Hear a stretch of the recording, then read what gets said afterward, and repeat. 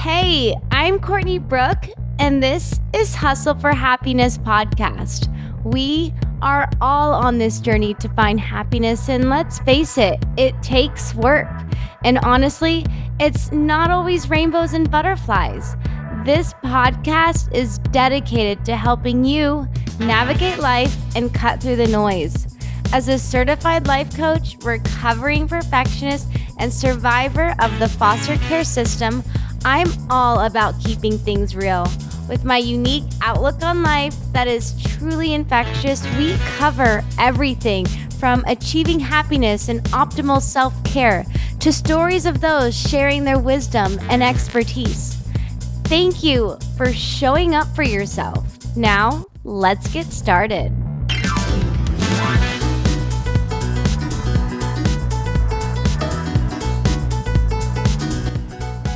Welcome back to another episode of the Hustle for Happiness podcast. On today's show, we're discussing how to overcome obstacles, make peace with the past, and turn hardship into personal power with my guest, Christina Marks. Christina is a professional MMA fighter who has built a successful career and family through resilience and grit. Despite facing challenges in her childhood, she shares intimate details of her difficult upbringing and impact on her life, as well as daily tools she uses to maintain happiness and empower others. Christina also offers invaluable advice on embracing challenges, overcoming fears, and prioritizing self-care. She openly discusses her journey with sexuality and her blended family and same-sex partnerships. Topics covered today will include childhood trauma, building resilience, fostering empathy, maintaining a positive mindset, embracing new experiences, practicing self-care, and turning past hardships into fuel. This episode will especially impact those seeking to overcome adversity, heal from the past, or develop a stronger growth mindset. Holy moly, you guys. I want you to take away strategies and prioritizing your self-care and just hustling for happiness each day despite life's challenges. Now, let's get into it. All right, you guys, we have a very badass girl here today.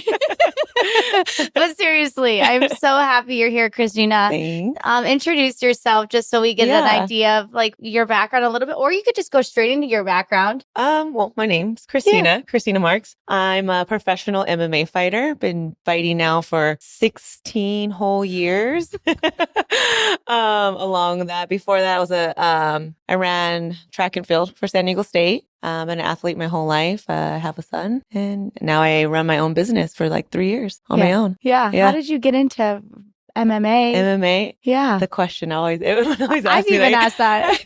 Okay, I was actually pregnant and I went to a fight and I'm like, this is so cool. I'm like, look at these girls get down. I was just so interested into it. And at that time, that was my son's father that was watching with me. He was like, I can never see you do this. I'm like, what, me? I'm an athlete A, like I can totally do this. And like looking back when he said that, I get that because when people say they want to be a fighter now, I'm all, do you really? Can you? You know? But in my head, he was kind of challenging me. So literally 2 weeks after I had my son, I started training. 3 months later, I had my first fight and that's it. And it just got bigger and bigger for me. It started just like, let's see what happens and kind of just a hobby because 16 years ago, a lot of female fighters wasn't really big, wasn't in the UFC yet or anything. And I was just graduating from school and I was a financial aid director for school. So I was running that, having a kid. And so I was like, I'll just kind of do it on the side. And then it got bigger and then bigger. And so when you train MMA, do you actually go in those rings and fight too? Or are you just training people? When I was learning how to do it. Yeah. Did you have a vision or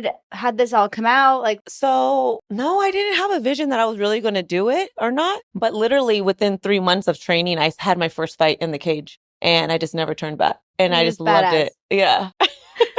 And you're I'm just going straight to like your mindset. How did you develop this mindset of I'm just going to do it? Have you always been that type of person that sees a challenge like that and just takes it on or? Well, I guess we'll say anytime someone says I can't do something is one of those like, oh, let me show you I can. And then I'm like, yeah. And I'm going to do it. And to me, there's nothing to lose. nothing to lose and everything to gain. So let's say I wasn't successful at it. Well, oh well, but at least I tried. How many people said that they actually tried and did it? So I'm always like, okay. And every year I try to do something that puts me out of the box to challenge myself to be like, you know what? At least I did it. And so to keep challenging yourself, that doesn't scare you or you don't get tired of it, or? I think I don't want to say it's a scared. I like the butterflies. That makes me feel alive. That makes me feel like, oh my God, what am I doing? But I like it. Even when I started, it's called Light Boxer and like the Oculus thing that I go to New York and do. Okay. I've never been on set or where I'm like in a camera talking and like pumping people up. Like that's just scary. And like all the camera crews looking at me and I'm just me. And they're like, and go. I've never done it. I was just like, let's just do it. And then I've been with them for like 2 years. So I think I just like the challenge, I guess. I like that butterfly feeling. Yeah. And it's crazy because like I haven't met, when I first boxed with you a couple years ago, we met through a mutual friend, Jenica. Hey, Jenica. Yeah. And your mindset was like instant for me. Like I've never met someone who's a crackhead like me. Yeah. Like in a good way though, like not afraid, taking on the day. Life isn't going to bring me down. I don't care what you tell me. No, I will be the determinant of that. Like that's from the straight off the get-go. I've gotten that from you. And I was like, I don't know how we're going to align. I had no intention of you coming on this podcast. Like it clicks. And to find someone like you, this breath of fresh air, this zest for life, raising your son. I mean, in your bio, I ask guests to submit their backgrounds. And you mentioned like you lived with your grandmother. Right. You had a troubled, quote unquote, troubled background. And I want you to go into that a little bit because I feel like that plays into who you are today. Absolutely. So I had young parents. My mom had me, she was 16, dad 18, and I mean, teenager. So I was brought up by my grandmother. And my grandmother, first language was Spanish. So me and her were learning English together and very old school and brought up with her. But she just came to America, just learning the ways as well. And everything, especially with her, she would always say, never say you can't do something because you can. And she had polio at like 5. So she was always in a crutch. And then she was like, don't ever ask for help or anything like that. That's probably like a good and bad thing. Yeah. Because I'm still to this day, it's hard for me to ask for help. Same. But another thing is I'm going to figure out how to do it. Right. So I was really raised with those traditions, but my parents weren't really in my life like that, like in and out. They're teenagers. They don't really know what they're doing. So I was raised by my grandmother mostly. And then I had I always say I had, my mom had my brother, and then I ended up raising him as well. Oh, wow. So it felt like I became an adult really, really fast. Yeah. So he's 5 years younger than me and still helping him out. He's bipolar, schizophrenic. So a lot of mental, and both of my parents are bipolar. So I never knew if it was going to be a good day, bad day, if I'm going to be kicked out today or not, if I'm going to get a dish thrown at me or something, or okay, I'm going back to grandma's, or, it was just, nothing was constant. There was no real big stability besides for my grandmother. So I think that was constant for me was always sports. Yep. Like that was me. Like I'm going to go for a run. Like I'm just going to go because that was me. I can go as fast as I want, how slow or whatever I want to do. But that was just me. That was something I had control over, which makes me a little bit more of a control freak now. Yep. But I know now anything that I can control, I would. If I can't, I'm so, you let it be. I let it be. Right. I'm so, yeah. I love that. It reminds me a lot of like, I selfishly brought you on this podcast too, and to talk to you selfishly because I get you to myself, but I relate a lot to that with my childhood. I was in and out of foster care. I had like no predictability, right? I didn't know what the heck I was going to wake up to or if I had a home today, right? And it's that same thing, but how did you find your structure? Yeah. How did you make the most of what you had? Yeah. And how did you get yourself through it? Yeah. And it sounds like you took it on yourself in your own way. Right. How did you have time to do sports, raising your kid and teaching your grandmother Spanish? You did it all. Yeah. How did you get into sports, and what sports? When I growing up was track and field. And my parents weren't going to pay for any of that. So it was more like rec stuff or if you want to go, then you have to figure out how to get there. So I will bring myself there. I would sign myself up. I would do that. And I played every sport in the world, but track was the one that I knew. I was honestly school wasn't the easiest for me, especially learning English through my grandmother. So she was teaching me what she kind of knew. So I was learning it incorrectly. So I was actually spelling it incorrectly. Okay. So I had to be pulled out of class and go into those special rooms, learning how to say the words correctly and right. And then I used to read Goosebumps books so I can see it. Yes. And then visualize it. And then I'm like, ah. So it's so flattering. And people are like, you speak so well now. I'm like, thank you. I worked so hard on it. Right. It's like, and it's sometimes it's hard to not get tripped up to let that like be like a doubter. You know what I'm saying? Like, oh, I was told that I was a terrible reader and I had speech issues. And to this day, I'm like on this podcast, prepping myself mentally, for instance, to not mess up. Like, how do you not let that get into your head? And I, because the older and older I get, I don't care. Good. I really don't I need care. that. Yeah. I'm like, whatever. But I just worked so hard at it. And so I don't think I really think about it as much now. Yeah. But I did tell my son like a lesson because I remember he's so advanced. He's so smart. And I remember in English, his teacher's like, he's so advanced that he kind of just goofs off. And so he needs to settle down. We know that you shouldn't be in this class now. He's like an AP and everything. Okay. And I said, and I call him Papi. I was like, Papi, there was kids in my class who were like that. And I just thought, oh, they got it so easily and they're joking around. So I'm not going to raise my hand because I don't want to look uncool. Right. And I was like, there's probably kids in your class who felt like me too. And it's like, oh, the cool kid has it. I'm not going to say it. I'm like, just pay attention because you never know. Someone's back there saying, oh, look, he has it. He's playing around. I'm not going to raise my hand. Right. And he was like, oh, I didn't think about it that way. Yeah. So I kind of used like my background for him to see. And he was like, I didn't know that. I'm like, yeah, you didn't know a lot. Yeah. Right. Did you see a lot of like raising your brother coming into motherhood for you? Honestly, I never wanted a kid. Yeah. Yeah. I was like, I did this, or like, I'm pretty much raising my brother. Right. I don't want to do it. When he was in high school, he moved in with me and he was still off and on living with me. And then when it happened, it kind of just, I'm very motherly. Yeah. Yeah. So, I take it very strongly, but I knew I only wanted one because I do so much. I couldn't imagine doing it for another one. And I'm like, am I doing it right? Am I not? And his dad is my best friend. I don't know if you ever see the little girl I post, my goddaughter. Yes. That's actually my son's sister. Okay. So that's his dad's daughter. Yeah. Right. So different we're super family. close. Yeah. You guys are all blended. Close. Yeah. Wait, and I love he that. says that I need to relax a little bit and not try to be so perfect. Right. That's yeah. Every day I'm like, we fight that. I don't know if you fight it, but I have to say it's from our childhood, from this non-perfect environment. It's how we got our order. It's how we got our stability. Right. And then you found sports. Yeah. Sports has always been there. I've been running since I was 4. I was like in a paper for like doing like a 5K, the youngest person doing. Yeah. I was like, of course. If you guys don't follow, you should, because she's like an insane athlete, but it's inspiring. It's so inspiring because it's like, you've had that background, you have your son, but then you have this beautiful family. So let's talk about your family, because I think it's so amazing, the dynamic and the way you've fostered love throughout different relationships. Right. Yeah. So I have my son, and then so I'm married. My wife, she doesn't have any kids, but I do have a goddaughter who's, like I said, my son's sister. It's like a weird triangle, who I'm like such good friends with his dad and his wife, and I just like love them. And so it's kind of like I have a little girl. I have her all the time. Yeah. People are like, I didn't know you had a daughter. I'm like, I don't. But I do. I don't. Yeah. And it just all works out. And because my parents were separated, and I hated being in the middle, having to say, my mom said this, my dad said this, being in the middle, hearing that. And I didn't want that for my son. Yeah. Like, regardless that we didn't work out, like,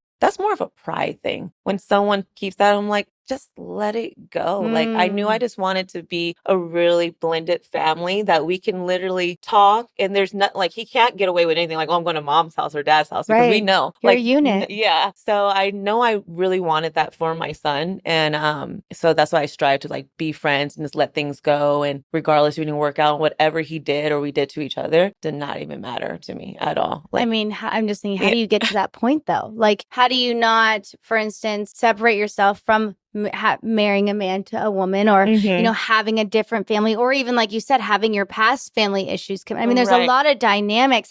you're at peace. Like you're so peaceful right now. How did you get to this point though? Because my life growing up wasn't peaceful. So not everyone's like, you're so calm and so peaceful. But seriously, you are. Literally because how I got there, it's pretty much going through the storm to get where I'm at. Yeah. And I mean, I just had to let that stuff go. But the way I guess my therapy is just making sure I just rewrote of what I felt like as a kid. I didn't want my son to feel like that. I didn't want or my son's father or whoever it was to feel like how I did as a little kid or anything. So I just let it go and just fixed it. Yeah. Yeah. It was hard, because sometimes you go into those ways of like, I'm not going to do that. Or, those ways that you kind of like learned, but I knew I didn't want to do that or give that to my son. I wanted him to have a better life. So it had to change through me. Yeah. It starts with you. Yeah. I mean, you don't want to carry it in. Like, it's so easy. I see people like, oh, I can't do that because of this. I can't do that because of this. Or, I was raised this way, so I'm going to stay this way. And we talked about it shortly before the podcast, but that's a huge thing. And it is. Yeah. I'm sure you even see it while you're training people too. All the time. Yeah. And like I was saying, it takes actually a special person and a lot of courage and a lot of self-discipline to change that narrative. It takes a lot of work. It's not easy to do that. And I see it in people who train and like just that habit of just breaking those habits. So it definitely takes a lot to do. And I still work on it because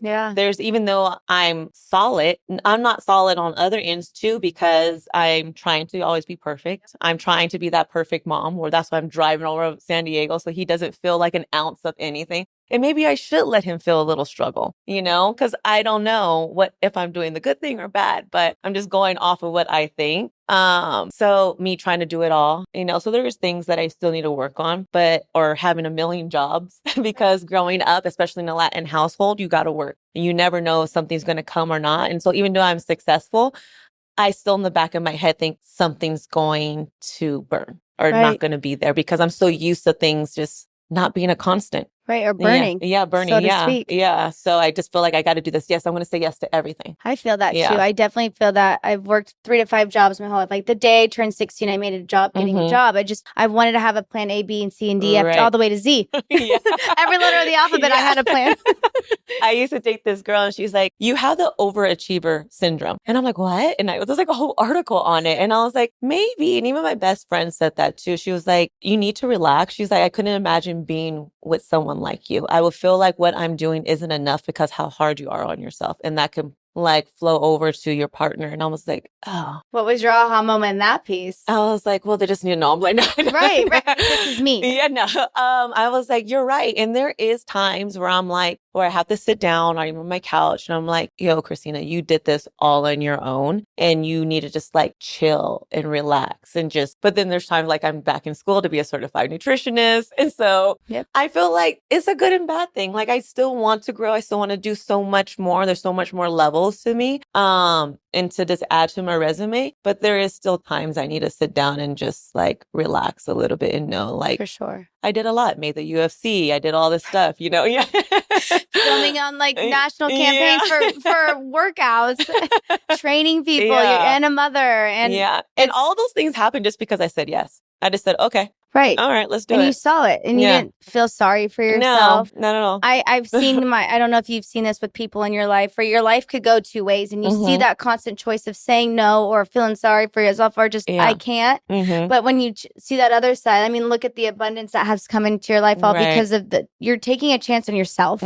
People wait for opportunities. It won't happen. Do you see that or feel that? I definitely feel people wait on it. And then also if something doesn't happen, they just like soak in that. And like I have this rule at the house. You have 1 day to feel that emotion. I want you to feel like my son, if he didn't make a team or something will happen or whatever. I'm like, all right, feel that as emotion because it sucks not making a team or if you didn't win or whatever, something happens in life. I love that. Feel that. But when that sun comes up the next day, we get over it because we can't dwell on that. Like you have 1 day. Yeah. And we get over it. We keep going because as life, someone can pass away or whenever, the world still keeps going. No one stops for anything. No. And if you stop, everyone's going to go forward and someone's going to get that opportunity before you did. So you just got to keep pushing. And I love that you're giving, like, well, I mean, in my growing up, I didn't understand feelings. Like I'm in adult therapy right now to understand feelings and sharing my needs because I just didn't understand how to exercise that, for instance. But the feeling part that you bring in your family's house is, feel. Yeah. And it is so important for that. And I'm sure Yeah. growing up, you didn't even have time to feel. Not that, or no one's really going to hear me, especially, I think that's a big thing with my son. With our relationship, like growing up as a kid, you're like, whatever we said didn't matter. You just do what you do. You eat what you eat. You say what you say. You believe what we believe. This is what it is. And that's it. Like there was no validation of what I had to say or anything. My opinion didn't matter. So that's probably why I'm so opinionated, but no. But it's true. We see how we overcompensate. Yeah. Like things come up in different ways, Right. but it's true. And then with my son, because everyone's like, because it works for my son. I'm not saying it's going to work for every kid. It just worked for my son. So when I say that disclaimer, I never spanked him. I wasn't someone like that. And it was funny. I did train someone. He was like, you must have been beat if you didn't spank your son. I was like, no, but my brother was. So seeing that as well. So I guess that kind of happens. I just don't think that showing a discipline, you have to hit. Like if I do something wrong, no one's going to hit me as an adult. Why am I hitting a child? So that was just my thing. I didn't want to hit him, but I've always said, okay, let's talk about it. I want you to sit down and think about what you just did. And if you can give a really good step-by-step ballot of why you thought that was the right thing, then you win. Like you got it. If not, if you can come to terms that, that wasn't the right decision, then you're going to be okay with the punishment I'm going to give you. It'd be like a phone taken away or whatever. But I really wanted him to think chronologically and then really step up how he felt about it. And then he'll agree, okay, yeah, I didn't do that right or whatever it is. But I always wanted to hear his train of thought. Like, what are you thinking? Why do you feel that way? So he knows that what he thinks is so validated. And I value what you say. I may not agree. And I love that about him. When I was vegan for a while, he was like, yeah, I understand, but I'm not about that. And he stands on his own 2 feet. And I love that. He doesn't really get and agree with the whole, obviously being married with a female. He's like, but okay, and I love that he has his own mind. And he doesn't really care. But I want him to know that just because we don't agree or other people don't agree with you doesn't mean that they're wrong. Whatever, you just have different perspectives of life. Right. So I really wanted to implement with him, and he's good with it. And I love that. It's you're giving him the space to just be his own person, right? Yeah. Mm-hmm. How was that changing and switching your family dynamics and explaining that to your son and your best friend, now ex-husband, but still your good friend? Well, I've always been, I guess, I hate labels, I guess, bi. So that was always known. Okay. Yeah. And so when I got with my wife, it was just like everyone already knew. It was kind of like, obvious. Yeah. And when my wife came along, I think I already dated a female before that. So me and his dad split. He was like 3. Okay. So he doesn't remember us ever being together, just being friends. Yeah. And I remember he used to tell like somebody, he's like, oh, it's great to have 2 homes. You have 2 Christmases and then they come over. And I'm like, no, not everyone's dynamic's like this, Poppy. Like our dynamic is very smooth. You spoiled. He's like, it's really good. You guys have 2 homes. And I'm like, you don't want to encourage people to have a divorce. We're sending the wrong message here. Yeah. So it was he was fine with it. So everything ran smoothly, but he was always like, now because he's 16, he's like, well, I get the girl and girl, but guy and guy. Yeah. Right. Because he's 16, he's like, girl and girl, yeah. But he's like, I don't know about the guy and guy. And how do you make it comfortable? Because I'm like, you're seeing family, like Glenn Doyle wrote a book on this about her being in love with her husband, but ending that marriage. Like it's happening more and more. And you have to talk about that with your kids. And do you have conversations like that still? When me and my wife been together for 5, almost 6 years. So he was so much younger. And so now he's very like, we talked about it. And even when he was going to have like friends sleep over, I'm like, how do you feel? And then he's like, oh yeah, they already know you're a lesbian. Like he's like, right. Like it's normal. Yeah. And I think because he's such a strong individually, strong-minded. And I feel like he's so secure with himself because I feel like that he has that validation between me and his dad that he's always been very solid. Yeah. So I never feared that with him, but I've always asked his opinion, how he felt, if he's not okay with something like showing up or and they're like, no, it's fine. And it's probably a little bit easier when like mom's a fighter and like the wife is an Olympic gold medalist. Yeah. You're unbelievable. No big. So, he was fine with it. Yeah. Hey, amazing listeners, it's Courtney Brooke here with just a little favor to ask and a reward that you won't want to miss. Did you know that you could get a free copy of The Daily Stoic just by helping us out? Yep, it's true. And here's how you can get this awesome book. One, leave a review. Head to your podcast app and tell us what you think of the Hustle for Happiness podcast. Yes, we're asking your opinions, but don't worry, we can handle it. Two, rate the podcast. Give us a rating, 5 stars if you're feeling generous, and 1 star if you're feeling just a little rebellious. 2, share and tag. Post a screenshot of your review on social media and tag Hustle for Happiness podcast so we can see that you're awesome. But seriously, that's all you have to do though to get to Daily Stoic on me. Why? Because I love this book and I know you will too. Plus, your support helps us reach even more amazing people like you. So get to it, go leave that review, slap on that rating, and share it with the world for your free book. And also, thanks for being the best listeners. Now, let's get back to the episode. I just hear this like sureness in your voice and like this confidence. And, you know, not everyone has this. Mm-hmm. Not everyone has this strong backbone. And you have that. Where do you think you've gotten this and evolved it? I mean, it's not like you're mean about like saying like, fuck them. Like, I hate this. Like, I'm doing it me and my way. But like, there's kindness to it. And, you know, I struggle with that sometimes where I'm like, if I don't like someone tells me what to do, I'm just going to do it because I don't want to hear the other side of it. Or, you know, you can get mean about it. Not saying you specifically, but there's the side that I'm selfishly thinking about myself is, wow, like this kindness piece and this communication piece. Where did you learn this? It's amazing. It's literally just from, I didn't have any of that growing up. So because I didn't have that and I know what that feels like, I don't want anyone else to feel that way. So I make sure they have validation. But then also because I couldn't have that voice or anything, I'm going to have it now. Absolutely. And no, like where I'm at in my life, I did it all myself. So no one can say anything to me. Yeah. Like no one's paying my bills. No one's raising my son. No one's doing all the things that I'm doing. So I'm going to do it the way I'm going to do it. But then I'm also going to validate everyone else around me as well. But I'm very much like that. But I guess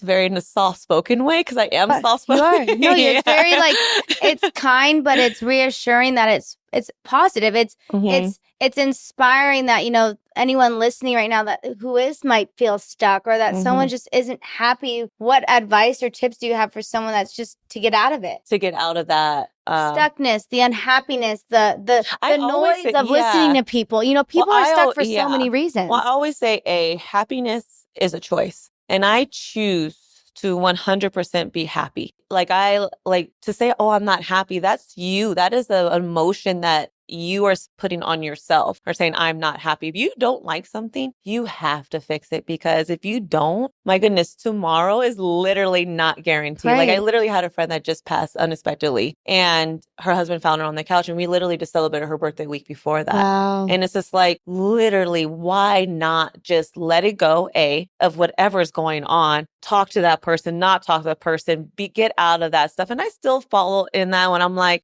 when I stress about something, and it's really rare for me to do that. But at the end of the day, because I've been through so much in my life, I know I'm going to figure it out. And if I don't figure it out or that stress that let's say, oh, whatever you're stressed about, I'm not going to get there in time or I'm not going to pay that bill or whatever it is, I know if I get to that moment, I know I have the tools to get myself out of it. So why am I stressing about it? Because even if I even get to that moment of what I thought was going to happen, and it even does, I know I can get myself out of it. So let's just see what happens. Or if we even get there, you know? It's like, don't worry twice. Just worry if it happens. I'm always like, stressing is like sitting on a rocking chair. You're constantly moving, but going nowhere. So what is the point? So true. What is the point of it? And it's the only one that's exhausted is you. Yeah. So letting things go. For sure.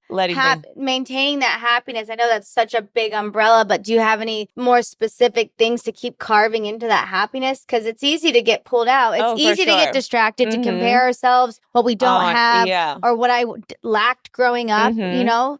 I mean, the tools, I guess, to like stay happy or be in that constant is more of like, it's literally every day. It's just maybe writing something or thinking about something or whatever it is. My concept of being happy, honestly, is more my son, obviously. Yeah. It's more of him and just living life through his eyes. Yeah. And trying to be the example for him, not by what I'm saying. I hate that when people like talk. I want it to be more of an example of how I live by it, how I am, so he can just see it and view it. And not even just for having a son. It's my clients or people around me. I mean, I literally go to Ontario next week and go to like a school tour, and I go around schools, and I want kids to feel that as well. But I need to present that and have that as well, because other people will feel that is infectious. And so I think that's my way of doing it, is just living or trying to be the person that I want people to be as well. But I can't say it if I'm not doing it. I'm more about actions for sure. And have you always been that way, to just like take action? Or was there a certain moment in your life where you're like, I'm going to rewrite my story? I think I started seeing it slowly a little bit over and over, as first probably started after the big breakup between me and my son's dad, where I was like just devastated.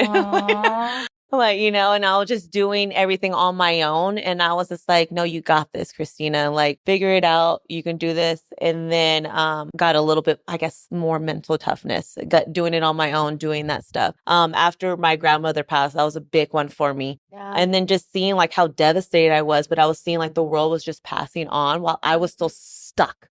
And I was like, the world is literally still moving, and I am stuck in this sadness. So I learned to, not to say that push my emotions away, but learn how to, which isn't the best, compartmentalize my feelings, but having to do that and that, just layers by layers as I got older, things happening to me where I'm like, I have to do this because no one else is going to do it for me, or else I'm going to be stuck in this sadness or in this sorrow, or like boo-hoo me. And I'm like, in my life, that's happened so much. Like, I need to figure it out, Christina. Like, you got to get out of this, because no one's going to save you or no one's going to help you. It's only up to me to get out of this funk. So it just kind of just happened more and more. And then once like my son got older, I was just like, I definitely have to show him what I want him to be like, you know, or even better, you know, and not like have to rewrite the story like how I did. He's already going to start all like a better foundation, you know, and he's going to be even better than me, you know, not having to be like me, have to do all this work and then do it. He's already like solid, you know? Yeah. And the foundation you created in your familiar life, like how have you overcome those societal limitations? Like, you know, there's judgments. How did you overcome that? Not just with your backbone and your confidence, but, you know, people have opinions. Yeah. Whether you're bi, straight, gay, A, B, C, D, F, G, whatever you want to say, whatever label you want to fall into. I think we're all people that want love at the end of the day, but people have their opinions. I get opinions on me being a foster care kid. Oh, I feel sorry for you. Oh, you didn't have Christmas. I didn't feel sorry for myself. I didn't have Christmas. I didn't know anything different. I woke up and it was another freaking day. You know, like, how do you overcome those opinions? And I know there's judgments. There is. People are mean. They are, especially being on reality TV, and then, or because I was on the show and just seeing all the comments. And another layer of like seeing that and like knowing, I'm like, don't look at the comments, don't look at everything. When I was on the Ultimate Fighter show and just figuring out, and I'm like, people who say stuff is because they're just conflicting of what they feel on themselves. Just projection. And like, I say that to everyone, like, just because someone was mean to you or said something to you has nothing to do with you. And I have to remind myself that. Or like when someone's flipping me off or rushing, I'm like, that has nothing to do with me and my character, because I'm solid. But I have to always remind myself that, because there is times that I'm like, wait, am I not good? Am I not doing this right? You know, I mean, it does. Like, to say that it doesn't, like, I think about all the time. And I'm like, no, Christina, don't allow that to get into your head. But growing up, I did hear that I wasn't good at something, or my mom was like, you're not smart. Even it's so great. I don't want to like she didn't know. Yeah, she didn't know how to change that. We have an okay relationship now, but her dad was like that with her, you know, and she didn't know, I guess, how to be. She learned it. That's what she learned it from. And so, not to say that I don't want to fault her for it, but that's where she learned. And so that's what she did with me. So just growing up here, and I always say, heard that meme, you can't hurt my feelings. My mom didn't even love me. Like, but it's true. You're like, wait, like, you can't hurt my feelings. My mom didn't. But I love it. Yeah. We need to find that one. So I think that's what helps. Like that, it just sounds bad that I got thrown to the wolves growing up. Right. And just bashed. Like, I had a lot of crappy stuff happen to me growing up. So as an adult, it's just, sometimes comical because all we can do is laugh. I'm like, what? That's how you're gonna hurt my feelings? Did you hear? I wish you could have heard what mom said to my me. My mama didn't love me. Yeah, I wish you could have heard what my mom said to me when I told her something or something like that. Like those are not gonna. I think that's the only thing because growing up was just really shitty. And I think it puts it in perspective, like someone that is feeling sorry, like you're not stuck. It is a choice, but like, you had a shitty upbringing, right? But my favorite thing is, and I hear this, is your fuel for your motherhood, your fuel for your business, your fuel for your just drive in life is, I had nothing, so I can create my everything. Yeah. Like it's all freaking up to me. And that's how I live. And if it doesn't work, I can still change it and just fix, because I've been from nothing. I created my whole self and everything from nothing and just me. So what is the worst thing going to happen? And do you feel like, I don't know if this is how you are, but like it's inspiring for like, it feels more freeing. Oh, like for sure. To not wait on someone, to have my own opinion. Maybe my childhood was my gift so I could be more free to myself. I mean, you have these, I have clients for coaching, not physical training, but mental coaching. And they grew up in a perfect family. Yeah. And they have their issues too. Everyone has their issues. Sure. And you didn't get stuck. Right. I try not to. Do you cry? You're like, no. Yeah. My tear ducts don't work. Yeah, I know. I do. Everything's dried up on the inside.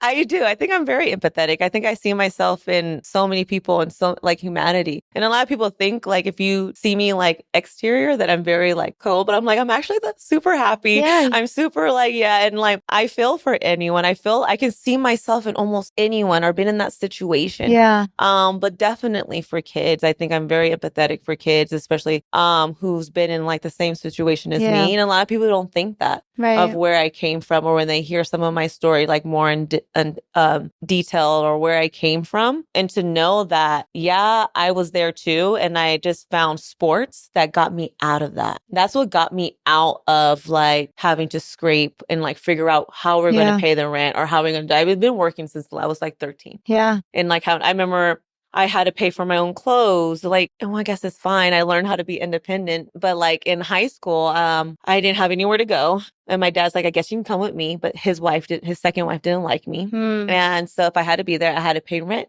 Wow. To be in the household. And so I remember that was my senior year. And I don't know if you're familiar with San Diego. I went to Patrick Henry, which is in San Carlos. I'm San Pasqual, girl. Huh? I'm San Pasqual. Oh, okay. We played against your soccer team. Oh, yeah. I think you won.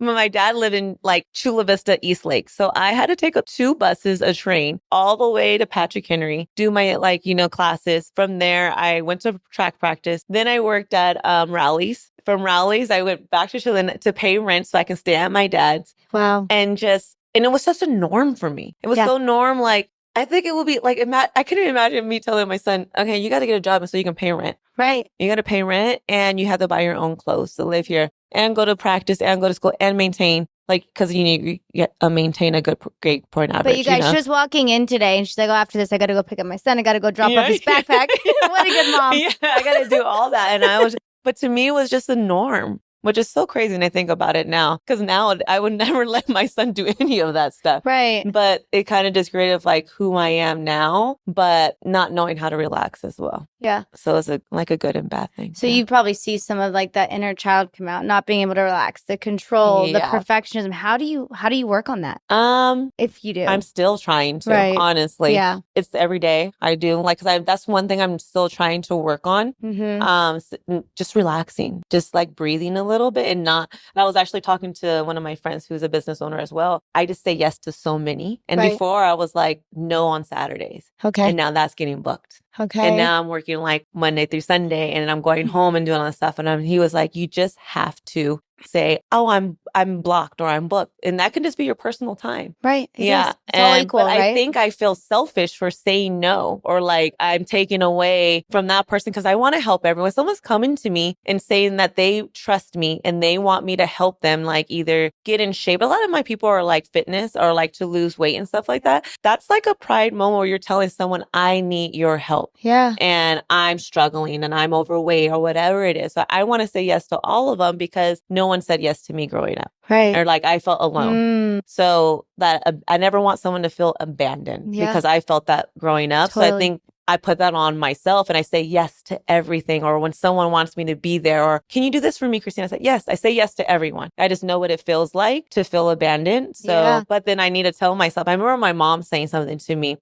She was like, Mija, she was like, you have, because me and my wife separated for a little bit and I was having a hard time. And she was like, you have to let it go. She was like, because you know what it feels to be abandoned because I abandoned you and I'm sorry. But you have to start letting that go, like with people. Yeah, like holding on a little bit too much. Holding on, because I was like, I don't want that person to feel like I'm not there anymore, you know? Like so, you did that to them. What happened to you? And that's probably why me and my son's father get along so well, because I had to let it go a lot of stuff that he did. So he didn't feel abandoned from me, like saying, I have to not be with you, but I'm still here. And so I do all the work. I do a lot of the stuff. Yeah, like what? Like what are some things that you do that you've seen that really help? Like making peace with your past. How do you? Yeah. Making peace with my past. Yeah. Well, I had to, because if I didn't, I was just going to be stuck. That's pretty much what it is. Yeah. I just had to change. I didn't want to be stuck pretty much. Right. Yeah. And being stuck is your own control, right? And so you got out of that. So is it more sports for you? Do you find yourself, oh, I'm getting tired? How do you check in with yourself to make sure that saying no is not, or saying yes is always everything, or fixing someone or saving them? How do you get through that? I haven't.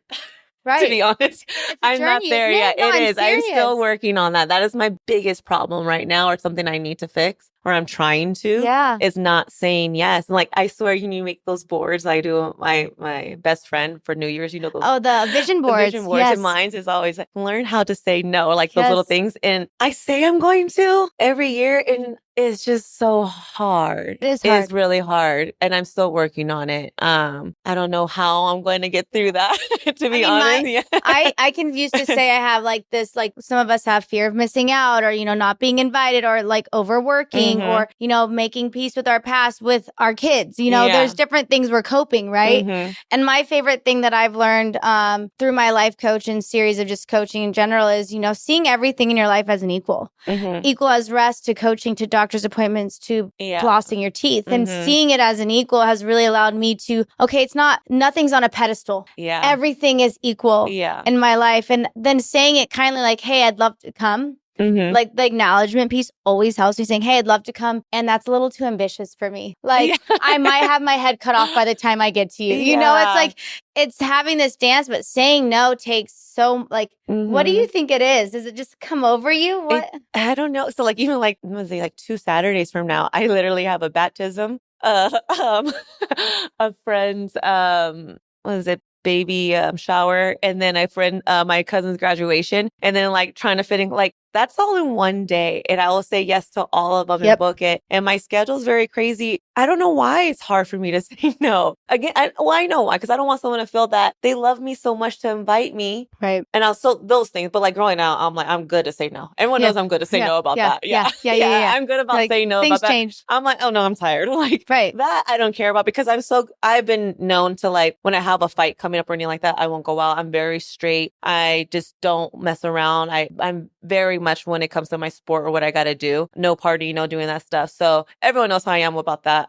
I'm okay with saying no with that, because when it comes to my goals and stuff like that, I'm going to say yes to that before partying or doing other stuff. Yeah, for sure. So that I'm okay with, because I want my son as well to know that there's going to be times that you're going to have to go to either practice or go to a party, or you're going to have to do one or the other, and just know that those parties and those things are going to be there whenever you want, but getting to what you got to do first is always important. So I just always want him to see that through me, because he's seen where when I'm getting ready for fights, where that's all that mattered. Nothing else did. I'm just in the house, what I got to do, and come back and forth or whatever. But when it comes to business or friends needing to be there and stuff like that, that's the hard part for me to say no to. I want to be there for them, because no one was there for me growing up. Yeah. Besides for my grandmother, she was very constant, and thank God for her. Right. And I think that's where I've learned that empathy and that love, that unconditional love. Because maybe I wouldn't have been where I'm at right now, because I felt that through her. And I felt that through, honestly, different teachers growing up, where they actually seen me. I remember when I got my first award when I was in my 4th grade. And I think it was just an attendance award, but I've never got an award. Right. And his name was Dr. Rathburn. And I think he might have gave awards to everyone like That's throughout the okay. year. But in my head, I'm like, oh my God. Yeah, it's the day. Yeah. And I'm like, this felt amazing to be Yeah. acknowledged. And I'm Yeah. like, what can I do to get another one? And it was another teacher. His name was Mr. Barone, where he was like my speech specialist. And he really helped me and just really helped me. He always called me the little track athlete star. So those people that made me feel special.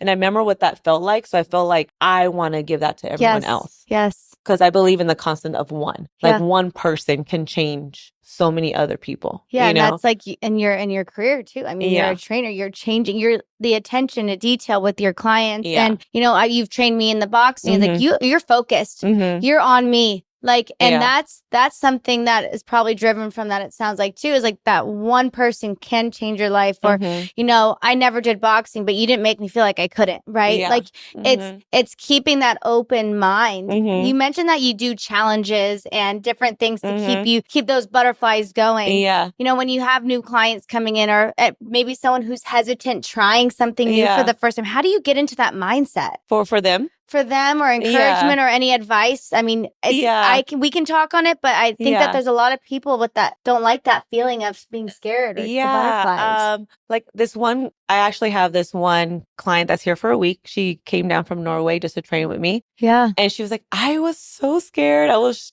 like shaking out there. Like, what am I going to do? Is Christina? She's this big fighter. She knows everything, whatever. And then like afterwards, she's like, you're so cool and nice. Like, and I was just telling her, I'm like, I get nervous too. I'm like, when I go to new coaches, like everyone, like I'm really good at boxing. I've obviously been doing it for so many years. And when you see it, it looks like a smooth and stuff like that. I am, every time I go into a new like gym or new coach, I have so many butterflies because I have high expectations for myself. And I'm also like, what are they going to think? So I'm always like, butterflies are good. Yeah. Because you care that much. Yes. If you don't have those butterflies, it's like, you don't care that much. Right. You want it. Like, that's a good thing. Yeah, like when my son, seeing it as a good. Yeah, like it's a good thing to have those because that's how much you care. So yeah, embrace those butterflies, you know, but don't let them overconsume you where you don't do it and you shy away. Like I tell my son when he's like, you know, he was like, I gotta go poop. I'm like, those are those butterfly. I remember doing CrossFit and like being nervous. Or even showing up to a new workout and seeing that as like, whoa, this is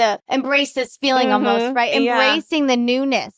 Yeah, and just know that you have those feelings, the next person has the same ones. Yeah. There's no one that can say no. Any fighter too that says, oh, I going in there is like easy breezy. No, we're all like, what the hell? Those butterflies. So just know that the other person has them too. Right. There's no one else is like just numb unless they are, then that sucks. You know? Right. You know? But it's not normal. Yeah, but that's okay to have that and to feel those things. It's fine, but just know the other person has them too. And I try to reassure the person that's coming to me is like, I didn't know all this stuff as well. Because I'm so good at it, it's because I really sucked at it before. And I just practice. I'm like, it's okay. If you mess up, it is okay. Like, I'm not here to judge or anything like that. So I think a lot of people we get in our heads. Yeah, because everyone's looking at us. Yeah. Everyone's going to see me mess up. And that's a huge thing of, you know, stepping on the scale or, you know, and then this also leads to my next question is like, discipline. You know, you not only are you disciplined with your challenges, but you're raising your kids, your family, but like staying true to your message of like your message of change of life, but you're disciplined. You know, you train people. How do you start discipline? How do you get people to be disciplined? That's a hard one. Because it's a hard one. And I've had to work on it for 5 years, but like you've been in it and you work with people. What advice? It's actually easier for people to actually work out than to be disciplined outside of the gym. For sure. So it's so easy for someone to come in and work out more than just being disciplined. And it literally, I always, with new clients or whatever they're doing, I'm like, don't look at the big picture. Like, I got to lose this amount of weight or I got to do this. I'm like, why are we even looking at all that? Let's get to the first step. Like most times,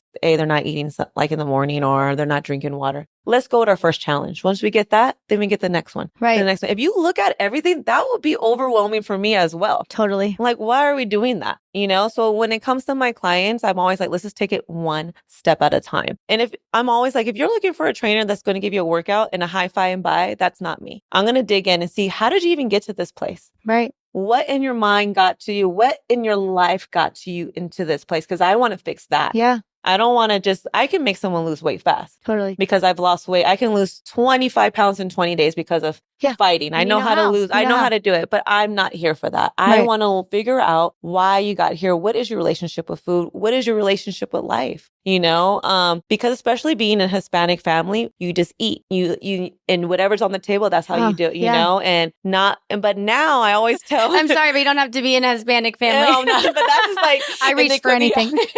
They just like, you just eat it and that's what it is. And Totally. it's not, and I get it, especially growing up in inner cities, like the foods that are cheaper is not the healthiest. Yep. But I also let people know you can figure it out. The 99-cent store has like so many different options now. Yep. You don't have to buy all organic, even though if you can, but just figure out those little things. And like, there's little things that they have to do. Just take them out. I'll never tell anyone, I don't want anyone to be like me. Yeah. I'm not saying to be an extremist like me, like, not, no, I'm not telling anyone to do that. And I'm always like, live for someone else. Like, do this for someone else, especially if you have a child or a niece or someone like. My grandmother passed away at 65 years old and she was young. Wow. And I felt that. And as she was getting older, I was getting into fitness and I was teaching her little things and she was starting to change little things out. And I just felt like if I would have been more knowledgeable, maybe earlier, maybe I could have helped her a little bit. Yeah. So I think for other people, I'm like, don't leave someone behind because you're just not fixing those little things. This is a choice. Yeah. Like I told my mom, she was almost like pre-diabetic. I'm like, you become diabetic because that's what you think. Love that's that. because Love that. you chose to eat and consume this food. And Chills. I was like, don't feel sorry for yourself. And I won't feel sorry for you as well. I'm like, this is a youth problem. I'm like, so you got to fix it. It's up to you. You have complete control over it. Right. I'm like, you're going to let this piece of cake control you over this? I'm like, you don't. And like I tell everyone, we don't have no control if we get hit or what happens in your job or anything, but you have control of what you put in your mouth. Yep. If you're happy. Yep. If you're thinking, try to get some power back in your life. Yeah, like this victim mindset. You hear like, poor me, or I didn't have a choice, or I don't have enough money, or, I worked back to back and I had to just grab McDonald's. I'm just saying, like, there is these stories we tell ourselves to keep us where we're at. Yeah. AKA keeping us not fit or not following through with what we really want. Yeah. You see that a lot? Yeah, always. And I'm like, again, I never say try to be like me. Like when I'm doing a million workouts or doing whatever, you can literally just do a 20-minute walk. Right. And maybe drink an extra glass of water a day today. Extremists. Yeah. And then you got that down for a month. Okay, let's try something different. I love that approach. It's just start small with try to do something for 30 days. Yeah. Like I don't know about you, but it sounds like we're on the same page, like challenge oriented. It doesn't have to be like me doing 75 hard. Yeah. But it is saying I'm going to do 30 days of water and taking it seriously because people go, I did it for 15 days. Yeah. I think it's keeping our word to ourselves. Right. I think building that strength, that's hard though. It is. People don't have that. The stories. What would you tell your client that said, oh, I'm too busy? So I think all my clients know how busy I am. So they're like, they're always like, well, I hate saying this to you, but what do you I'm say super back? busy. I'm like, yeah, that's nice. You know what I did? I'm like, and not to say, oh, my life. And I'm like, I always say I don't have the time management because no one has time. You can't manage time. I have self-management. Yes. That's a big thing. I manage my time and what I'm going to do and how I'm going to do it. And nothing like, well, I don't have time to make that. I'm like, you think I have time to do all these crazy, I'm like, I always pretend like I'm on that show where it's like 30-minute meals when you have to be in the cookie show and make it. Yes. And so I like really visualize what I'm going to make and I'm like doing it like in 30 minutes. And I still make a healthy dinner every night. I still cook every night for my family because I want them to have something new. And that's like my way of showing my love as well because I know I'm not there all the time. But the way I want to show that I'm there is I make sure I cook with them. I'll give them my hour and I'll eat because then I have to go back to doing some work. But and it's simple, super simple stuff. You don't have to make this extreme thing. Keep it simple, baby. Keep it simple. So self-management versus time management is saying self-management is really you taking ownership of what you're doing with your time. Exactly. That's crazy. Yeah. Because you hear that, I'm sure. You probably hear people saying, I'm too busy. I just don't have the time. But guys, you're listening and this girl does not stop. And you guys know my schedule already. Like, you don't stop. I don't. But it's what keeps us safe. Yeah. Quote unquote. It is. I guess that's my security. Because I didn't have security. This is my way of feeling. But the stories though. People will say, oh, I'm too busy, which is why nothing happens. Yeah. Or I was raised like this. Oh, yeah. So I'm going to stay this way. That's so interesting. What is one piece of advice you'd give to someone just starting out? Like they leave with this podcast. What would you want them to just take away into their daily lives with starting out? To just starting out? Like whether when it comes health, mindset, like just one thing you really want to just drive home with them. To just believe in yourself. It's literally just believe in yourself. Because if you don't believe in yourself, who else is going to believe in you? Right. Yeah. And if you have anyone looking up to you, family, spouse, or anyone, you want them to believe in you. So why aren't you believing in yourself? Right. Or if you had a child, or if you do have a child, speak to yourself like how you want your child to speak to themselves. Yeah. You know, like I have clients that's like saying, I hate the way I look, or I just feel this way. I'm like, would you want your daughter to say that to herself? Well, no. I'm like, why would you speak to yourself that way? Right. Yeah. Regardless if they're actually hearing you say that's out. I feel like I'm still a big thing about energy and about what you throw out there. Why would you even throw that out there for that to go to your daughter or your son or whoever? I never want that. And I think that's another thing too, why I treat people so nice, because hey, it may not come back to me of being nice or not or mean or whatever, but it can go back to my son. And I never want someone to be mean to my son. Yeah. So I'm like, be nice to everyone, so it can go back to my son. But if one piece of advice is believe in yourself, truly. I literally put all on black, all on me. And I literally just put it all on myself and I just believed on myself. Put it all on yourself. Yeah, all on myself. And that comment of like you said, like you wouldn't want to talk about your younger self. I'll hear like James say, oh, I don't look like this, or I'm not this, or I wish I this. And I go, hey, don't talk about my friend like that. Yeah, exactly. Like you better watch yourself. Yeah. And right? all my clients already, they know how, if they get to know me, they'll say stuff. I'm like, what'd you just say? Like, oh, okay. Yeah. Like, I'm like, don't say that about yourself. I'm like, why would you say that? I'm like, we're not doing that. I'm like, be nice. I mean, that's a mantra. Kind. Literally, if you say those things about those things, or like someone, bad things keep happening. Well, bad things are going to keep happening. Have you heard of this study? I know we're wrapping this up, but have you heard of this study where they raised two plants in the same environment and same water, same sun? The only thing that difference was how they were talking to the plant. No. And they said like, you're beautiful. You're going to grow. You're strong. Yeah. It how colorful you are. They went to another plant and said, you're weak. You're not going to grow. You're little. You're small. And it totally different plant. But it makes me think of like what we tell ourselves is what we feed ourselves. And it's not just about working out. No. It's not just about feeding, but it's the mindset I hear you say over and over is what are you doing for your life? Everything is mindset. Yeah. Everything's mindset. It's when I step into the cage, it's mindset. Yeah. It's being there, being present, being there. Everything is I always say to my wife, it's like, it's mental. I get it. It is. It really is all true. Mental. Whatever you say to yourself is going to happen. Yeah. If it's going to be a bad day, well, damn, it's going to be a bad day if you say that. Like if it's going to be a good day, it's just going to be a good day. It is going to be a good day. And my son, I even say like, he thinks it's so funny.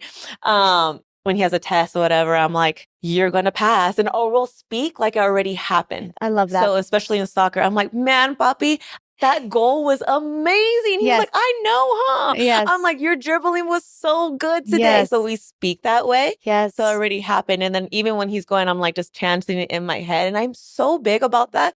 It could just be coincidental, but it happens all the time. It does. It literally does. If I feel like I want to do something, it may not happen that second, but it's going to happen if I just keep on putting the work. You can't just keep on saying it. Right. But you have to put in the work. But also, it's just a mindset and just believing in yourself and just know words that you say to yourself really do come true or not, So just honestly, just bet on you. Yeah, always. I love that. And I seriously feel like I could go run a marathon right now. So I really appreciate like I'm going to go into the ring and, I do feel inspired, which is why I wanted you to come on this podcast, not just for me, but people listening. I think it's so important that doesn't matter where we come from. Like we have the choice. Yeah. We have the choice. And I really feel so empowered. And I know everyone else is. Where can they find you? Oh, well, my Instagram is Christina Marks. And then Facebook is just Christina Marks. All right. So, yeah. We'll put that in the show notes. I appreciate you so much. Like, this was so fun. Yeah. Thank you.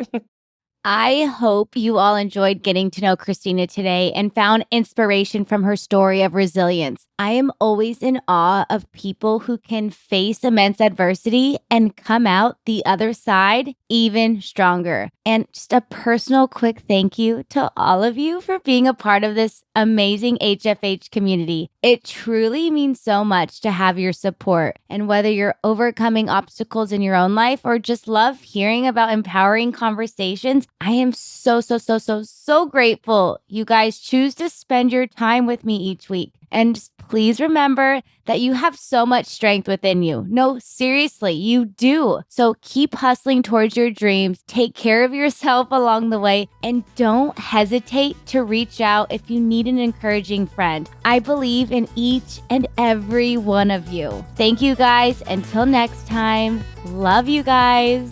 I hope today's episode left you better than when I found you.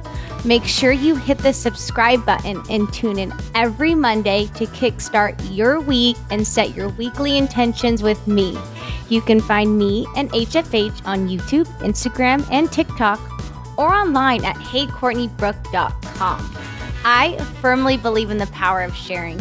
If you know someone else who would benefit from this podcast, please share it with them. And remember, when you work on you, I get to be there.